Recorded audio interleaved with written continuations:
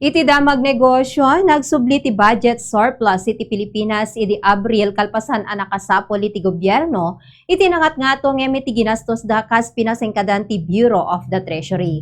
No pay kastaket bimasit ti surplus iti 31.4 billion pesos, manipod ti 67.3 billion pesos iti Abril, iti napanatawen wenno bimabatit 53.3%.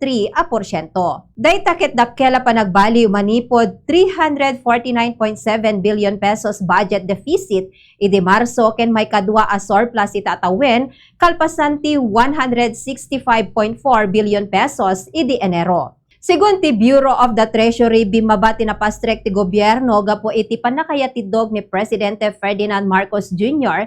iti deadline ti panagipila ken panagbayad ti annual income tax returns manipod Abril 15 aginggana Mayo 15 gapo iti ngimato a magastos tangimina iti presyo ti langis ijay Middle East.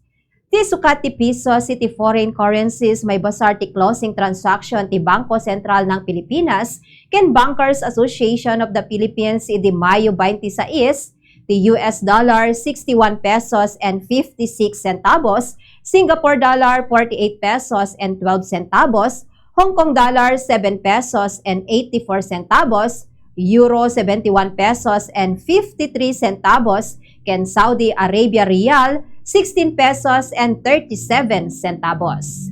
Kit dayta ti damag negosyo ti Bombo News and Views, dayto ini Bombo Nelia Alivintalanya, and this is Bombo Radio Philippines, the #1 and most trusted source of news and information. Basta radyo.